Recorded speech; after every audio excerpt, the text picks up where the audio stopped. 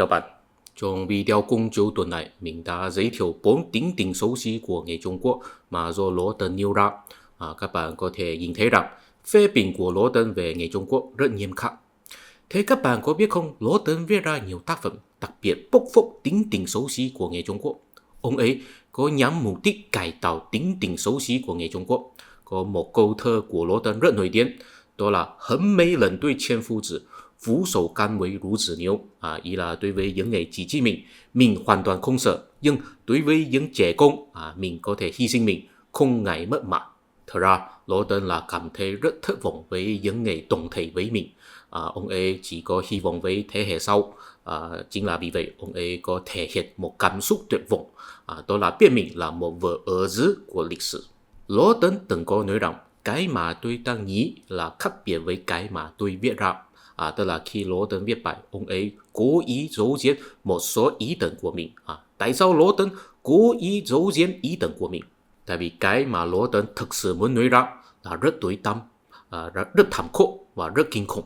Vào năm 1936, Lỗ Tấn có viết ra một bài văn gọi là Tôi muốn lờ nghệ. Câu chuyện của bài văn này là như vậy. Một hôm, Lỗ Tấn có gặp mặt với một cô bé đang gây quỹ cho những nạn nhân bị thiên tai. Lỗ Tấn biết rằng khi đó chính phủ Trung Quốc rất tham nhũng, cho nên số tiền mà cô bé quyên góp được sẽ rơi vào tay của những quan lại tham nhũng, sẽ không hỗ trợ tới những nạn nhân. Có thể nói rằng sự gây quỹ của cô bé này là hoàn toàn không có ý nghĩa. Nhưng Lỗ Tấn không muốn báo sự thật này cho cô bé đó. Lỗ Tấn thậm chí bắt tay của cô bé đó và nói rằng con ơi, cái mà con đang làm rất có giá trị, tôi chắc chắn sẽ ủng hộ con. Lỗ Tấn đã lỡ con bé đó. Đó chính là tâm trạng chân thật của Lỗ Tấn. Khi ông ấy nhìn thấy những người đang phấn đấu cho xã hội hay quốc gia, ông ấy biết rằng cái mà họ đang làm là không có ý nghĩa, tại vì sẽ không thay đổi được cái nào. Nhưng ông ấy vẫn phải nói rằng các bạn ơi, cái mà các bạn đang làm rất có giá trị, tôi chắc chắn sẽ ủng hộ các bạn. Để hiểu biết tại sao Lỗ Tấn có tâm trạng như vậy, chúng ta phải xem xét lại thời đại của Lỗ Tấn. Lỗ Tấn là sinh vào năm 1881, khi ông ấy 20 tuổi. Ông ấy đi du học ở Nhật Bản. Khi đó Nhật Bản có nhiều du học sinh Trung Quốc có lý tưởng cách mạng. Cách mạng khi đó là chỉ lật đổ chính quyền nhà Thanh, tuổi ra ngày mãn, xây dựng một quốc gia ngày Hán. Khi đó Lỗ Tấn là 25 tuổi, ông ấy đã bắt đầu tham gia hoạt động cách mạng rồi. Đến khi Lỗ Tấn 28 tuổi, ông ấy quay trở về Trung Quốc làm việc ở trường học. Đến khi Lỗ Tấn 30 tuổi, cách mạng thành công, nhà Thanh sụp đổ, Trung Hoa Dân Quốc được xây dựng. Tuy cách mạng thành công rồi, nhưng tình hình chính trị của Trung Quốc chỉ có tệ hơn nhà Thanh, tệ hơn ngày xưa. Có nhiều quân phiệt đánh nhau không ngừng. Trung Hoa Dân Quốc được người ta bảo là quốc gia dân chủ thứ nhất của châu Á, hay quốc gia Cộng hòa thứ nhất của châu Á. Nhưng cuộc bầu cử rất hư hỏng, hoàn toàn không có tinh thần dân chủ hay tinh thần Cộng hòa. Đến khi Lỗ Tấn 34 tuổi, phong trào ngũ tư bùng nổ, vận động văn hóa người Trung Quốc bùng nổ. Người ta nói rằng vấn đề của người Trung Quốc chính là người dân quá thiếu hiểu biết, chưa được khai sáng, và đó là vì tư tưởng truyền thống Trung Quốc độc hại tinh thần con người. Lỗ Tấn hoàn toàn đồng ý với quan điểm này. Từ khi đó, Lỗ Tấn bắt đầu viết tiểu thuyết và xuất bản. Khi đó Lỗ Tấn là một thành viên của một tạp chí. Tạp chí đó có tên là Tân Thanh Niên.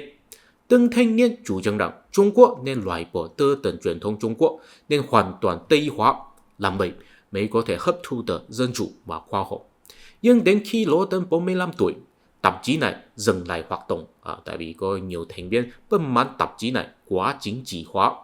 Tại vì sau năm 1920, sau khi Đảng Cộng sản Trung Quốc thành lập, nó lấy tạp chí này làm tạp chí cơ quan. Tạp chí này trở thành cái miệng của Đảng Cộng sản Trung Quốc. Lỗ Tấn là một người kiên trì không thiên về đảng phái nào, cho nên cũng không muốn trở thành đảng viên của Đảng Cộng sản Trung Quốc. Và từ những năm 1920, không khí của giới trí thức Trung Quốc trở thành rất chính trị hóa. Thế là không ủng hộ chủ nghĩa cộng sản thì bị chỉ trích rằng đại diện tính kết tham lam của giai cấp tư sản. Thế là ủng hộ chủ nghĩa cộng sản thì bị chỉ trích rằng quên mất truyền thống của tổ tiên. Tại vì khi đó ở Trung Quốc, chủ nghĩa cộng sản chủ trương phế chuất chế độ gia đình. Chế độ gia đình là cốt lõi của Nho giáo. Bản thân Lỗ Tấn là phản đối Nho giáo, nhưng ông ấy không thấy tất cả vấn đề đều có liên quan đến tính giai cấp. Dù sao, Đối với tương lai hay số phận của Trung Quốc, Lỗ Tấn cảm thấy rất tuyệt vọng. Tại vì ông ấy thấy rằng dù là những người kêu gọi chủ nghĩa cộng sản hay là những người phản đối chủ nghĩa cộng sản đều không thể thoát khỏi tính tình xấu xí của người Trung Quốc, tức là tính nô lệ. Nhưng mà Lỗ Tấn không chỉ là có nhìn thấy người ta có tính nô lệ, ông ấy cũng có nhận thức rằng bản thân mình cũng có tính nô lệ, bản thân mình cũng bị độc hại rất nhiều bởi tư tưởng truyền thống Trung Quốc, và đó mới là cái mà làm ông ấy tuyệt vọng. Ông ấy biết rằng bản thân mình là một vở ở dưới của lịch sử, đại diện một thế hệ nên bị sa thải. Vở ở dưới của lịch sử là gì? Trong tái bút của sách phần 1, Lỗ Tấn có nói ngay thẳng rằng ông ấy là một người phản đối tư tưởng truyền thống. Có lẽ các bạn không biết Lỗ Tấn chủ trương loại bỏ chữ Hán. Lỗ Tấn nói ngay thẳng rằng ông ấy phản đối tư tưởng truyền thống, nhưng bản thân ông ấy là chân thành với đọc nhiều cuốn sách truyền thống hay nho giáo. Ông ấy tự nhận mình là có bị ảnh hưởng rất nhiều bởi tư tưởng truyền thống. Tư tưởng truyền thống hình như là một ác quỷ mà ông ấy không thể đuổi ra được. Vì vậy ông ấy tự nhận mình là một vở ở dưới trong quá trình tiến hóa. Tức là Trung Quốc nên tiến hóa, nên loại bỏ những sự độc hại của tư tưởng truyền thống. Và Lỗ Tấn tự nhận mình là một người không có hoàn toàn tiến hóa, không thể loại bỏ được tư tưởng truyền thống, cho nên là một vở ở dưới của lịch sử, tức là một cái mà nên bị sa thải trong quá trình tiến hóa nhưng vẫn chưa bị biến mất, vẫn đang tồn tại. Vì vậy đối với bản thân mình, Lỗ Tấn cũng cảm thấy rất tuyệt vọng, tại vì ông ấy là một nhà văn rất xuất sắc, có nhiều độc giả thích đọc tác phẩm của ông ấy. Ông ấy có ảnh hưởng rất lớn với tư tưởng của người ta. Người ta bảo là ông ấy đang khai sáng người dân, nhưng ông ấy tự nhận mình là một người nên bị sa thải trong lịch sử. Thế ông ấy cứ viết bài cho người ta đọc có ý nghĩa gì? Ông ấy đang khai sáng người dân hay vẫn là độc hại người dân? Đó chính là sự đau khổ, sự tuyệt vọng trong nội tâm của Lỗ Tấn. Thế chi tiết của sự tuyệt vọng này là như thế nào? Chúng ta có thể nhìn thấy trong sách Giá Thảo có phiên dịch tiếng Việt. Lỗ Tấn từng có nói rằng những cái mà ông thực sự muốn nói ra là viết ra trong sách Giá Thảo. Giá Thảo là một tập tản văn, có siêu tập 23 tản văn, trong đó có 2 tản văn có thể phản ánh sự tuyệt vọng của Lỗ Tấn, đó là Lỡ Chết và Lời Giá Tờ của Cái Bóng. Trong Lời Giá Tờ của Cái Bóng, có một cái bóng muốn nói bye bye cho chủ nhân, muốn ra khỏi chủ nhân. Theo phiên dịch của Hội Nhà văn Việt Nam, cái bóng đó nói rằng trên thiên đàng có điều tôi không thích, tôi chẳng muốn lên. Dưới địa ngục cũng có điều tôi không thích, tôi chẳng muốn sống. Trong thế giới hoàng kim tương lai của các người có điều tôi không thích, tôi chẳng muốn đến. Bạn ơi, thời gian sắp đến rồi, tôi sẽ hướng về bóng tối để quẩn quên ở nơi chẳng nơi nào cả. Thiên đàng là ám chỉ tương lai tốt đẹp, là Trung Quốc sau khi tự tiến hóa. Địa ngục ám chỉ quá khứ tối tăm, là tư tưởng truyền thống Trung Quốc mà nên bị sa thải. Thế giới hoàng kim tương lai là ám chỉ thế giới sau khi cách mạng. Cái bóng đó là nội tâm của Lỗ Tấn. Chủ nhân của cái bóng đó là tập thể Trung Quốc. Lỗ Tấn muốn nói bye bye cho tập thể Trung Quốc, tại vì Lỗ Tấn không có niềm tin vào thế giới sau khi cách mạng, cũng không có quyến luyến với tư tưởng truyền thống. Ông ấy không muốn tham gia bất cứ vận động tập thể nào, không có niềm tin vào bất cứ chủ nghĩa nào. Ông ấy không có tương lai, loại bỏ quá khứ, không có chỗ nào có thể đứng lại, chỉ có thể hướng về bóng tối để quẩn quên ở nơi chẳng nơi nào cả. Chính là vì vậy Lỗ Tấn có để lại một ấn tượng cho người ta là ông ấy rất thích phê bình, cái gì đều phê bình. Ông ấy có phê bình nhà tư sản, cũng có phê bình vận động kiến tạo. Đó là lựa chọn của Lỗ Tấn, không có niềm tin vào bất cứ chủ nghĩa nào, chỉ lên tiếng với những sự bất công, bất nghĩa. Tuy nhiên, Lỗ Tấn không chỉ là hoàn toàn tuyệt vọng. Nếu hoàn toàn tuyệt vọng thì ông ấy nên ngay lập tức đi tự sát. Trong nơi sâu của nội tâm của Lỗ Tấn vẫn có gìn giữ một phần hy vọng, đó là phản ánh trên bài văn Lỡ Chết.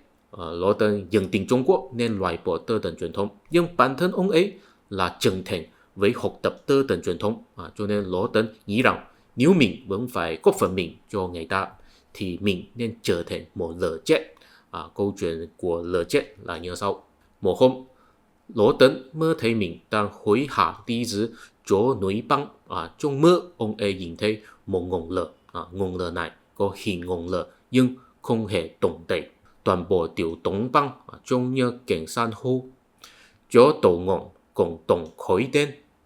nguồn lời này là lời chết, tức là một nguồn lời bị đông cứng nhưng chưa bị biến mất, ám chỉ thế hệ của Lỗ Tấn nên bị sa thải nhưng chưa bị biến mất. Lời chết này nói rằng: ôi em bạn, hơi ấm của anh đã làm tôi tỉnh dậy rồi. Đầu tiên tôi bị nhảy quăng vào trong hố băng. Cái bụng quăng tôi đã chết hết từ lâu rồi, đã tiêu tan sạch sẽ rồi. Tôi cũng bị băng làm cho chết cống. Nếu như anh không cho tôi hơi ấm để tôi lại cháy lên thì chẳng bao lâu nữa tôi cũng sẽ chết hẳn mà thôi. Đó là ám chỉ tơ tần truyền thống Trung Quốc đã mất đi tính sáng tạo rất lâu rồi, là một văn minh không có sức sống nữa, nhưng vẫn chưa bị biến mất. Trong mơ, Lỗ Tấn nói với Lỡ Chết Đỏ rằng: bạn đã tỉnh lại, tôi mừng lắm. Tôi đang nghĩ cách làm sao ra khỏi hố băng. Tôi muốn mang bạn cùng ra để bạn không bao giờ bị đóng băng, để bạn được cháy lên mãi mãi. Lỡ Chết Đỏ trả lời rằng: như vậy thì tôi sẽ thiêu cháy hết. Mang Lỡ Chết Đỏ ra khỏi hố băng ý là mang Trung Quốc hòa nhập thế giới, học được văn minh phương Tây. Làm vậy tất nhiên là sẽ khiến tơ tần truyền thống Trung Quốc bị biến mất, bị sa thải, bị cháy hết. Trong mơ, Lỗ Tấn tiếp tục nói rằng: bạn thiêu cháy hết thì tôi thấy tiện đấy, vậy tôi sẽ để bạn lại, bạn cứ ở lại đây thôi. Như vậy thì tôi lại bị chết cống. Thế bạn muốn làm như thế nào? Lỡ Chết Đỏ không trả lời mà là hỏi rằng: thì bạn muốn gì? Lỗ Tấn trả lời: tôi đã nói rồi, tôi muốn ra khỏi hố băng này. Vì vậy Lỡ Chết Đỏ làm ra quyết định nói rằng: thế thì chẳng bằng tôi cứ thiêu cho cháy hết đi. Cuối cùng Lỡ Chết Đỏ chức đứng dừng lên như một ngôi sao trội đỏ, rồi Lỗ Tấn và nó đều thoát ra khỏi miệng hố băng. Sau đó có một chuyện kỳ lạ xảy ra. Bỗng nhiên có cỗ xe lớn chạy tới và nghiền chết Lỗ Tấn dưới cái bánh xe. Nhưng trước khi bị chết, Lỗ Tấn vẫn còn kịp nhìn thấy cỗ xe đó nhào xuống hố băng. Và Lỗ Tấn tặc ý cười và nói rằng: ha, các ngài không còn gặp được nguồn lửa chết nữa rồi nha. Lỡ Chết Đỏ quyết định hy sinh mình, không cần Lỗ Tấn mang nó đi ra ngoài hố băng, mà là trực đứng lên như một ngôi sao trội đỏ, mang Lỗ Tấn đi ra khỏi hố băng. Nhưng sau khi đi ra khỏi hố băng, tức là sau khi hòa nhập thế giới, thì Lỗ Tấn ngay lập tức bị cỗ xe nghiền chết. Cỗ xe đó là những người vẫn quyến luyến với tơ tần truyền thống, vẫn không thể thoát khỏi sự độc hại của tơ tần truyền thống. Họ nhìn thấy Lỗ Tấn làm tơ tần truyền thống hòa nhập với thế giới, cho nên kết Lỗ Tấn, nghiền chết Lỗ Tấn. Nhưng Lỗ Tấn vẫn rất vui, tại vì có thể làm ra một sự việc vĩ đại, tức là người ta không còn gặp được nguồn lửa chết nữa, tức là người ta có thể thoát khỏi sự độc hại của tơ tần truyền thống. Nói chung, Lỗ Tấn hy vọng thế hệ của mình, tức là những người là trưởng thành với sự học tập tơ tần truyền thống Trung Quốc, có thể chủ động hy sinh mình, chủ động hòa nhập với thế giới. Ngay cả làm vậy sẽ làm mình thiêu cháy hết, tức là bị sa thải trong quá trình tiến hóa. Nhưng làm vậy mới có giá trị. Nếu không bị sa thải thì sớm hay muộn cũng sẽ bị chết trong thế giới nho nhỏ của mình. Thật ra, mình có thể thông cảm với tâm trạng của Lỗ Tấn. Mình là một người nghiên cứu tơ tần Trung Quốc, nhưng bản thân mình là rất quý thần tơ tần Trung Quốc.